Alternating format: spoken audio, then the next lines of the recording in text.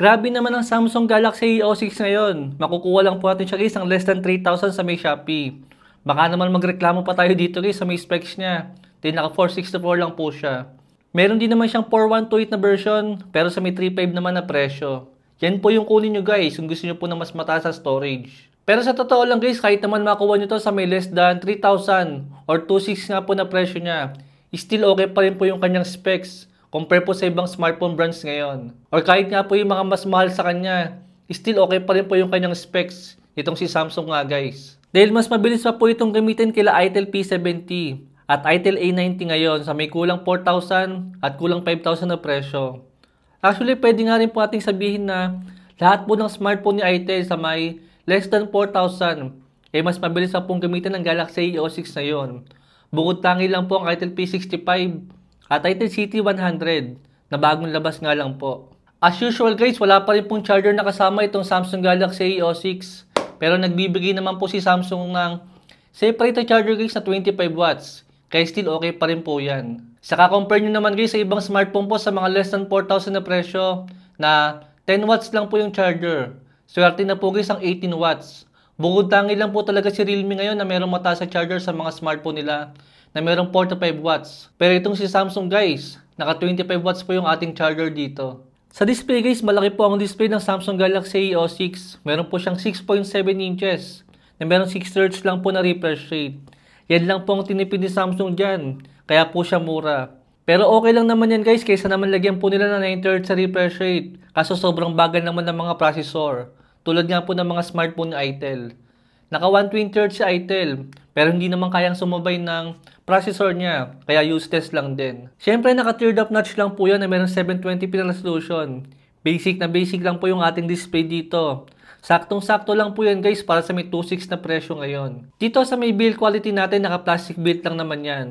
Same lang naman to guys ng ibang mga smartphone sa mga less than 5,000 sa mga ganyang presyo. Pero ang tinipid ni Samsung dito is naka 50 megapixel po yung ating main camera.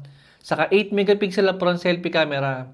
Kaysa naman sa ibang smartphone ni Vivo na naka 5 megapixel lang yung front selfie camera.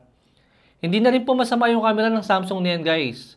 Para sa may ganyang presyo, yan po yung ilang sample natin. Alin nyo pa guys, ang nakakatuwa po sa may smartphone ni Samsung na to. Kahit entry level lang po ni Samsung to guys, still bibigyan pa rin po tayo nila ng 2 years na Android update.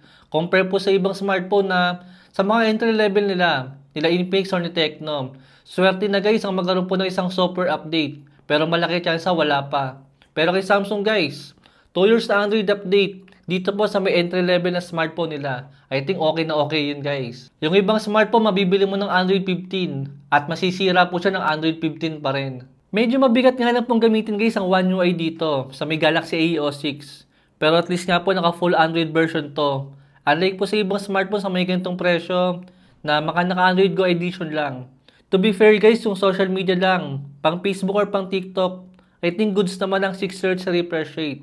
Hindi mo naman na guys ramdam ang 6 Hz sa refresh rate na yan dahil karamihan naman ng smartphone na merong 120 Hz sa refresh rate. Pero syempre pagka nagbukas po tayo ng TikTok saka po ng Facebook, balik 6 Hz lang din po yung display na yan. Pero kung sanay nga po kayo sa may 120 Hz sa refresh rate, syempre maninibago kayo dito sa may 6 Hz sa refresh rate pagka po gumamit kayo niyan. Alam nyo ang ginagawa ko guys para kahit papano mabawasan po yung lag ng isang smartphone. Unang-una inaalis ko po yung mga application na hindi naman kailangan. Tapos i-off ko po lahat ng sound saka yung haptic vibration ng settings. Kahit papano guys pagka ginagawa ko yan nararamdaman ko po na medyo nagiging smooth po yung smartphone natin. Unlike po sa napakaraming application. At nagbabibrate pa siya pagka pinipindot. Lakas makabagal nun guys. G85 nga po guys yung kanyang processor. Pang casual use lang talaga ang smartphone na yan. Then naka 64GB nga lang po yung ating storage dito. Pang Mobile Legends lang to guys, yan po yung sample gameplay natin. Pero buti nga meron siyang SD card slot. Kaya makakapaglagay pa tayo dito guys ng additional na storage para sa mga picture at mga video natin.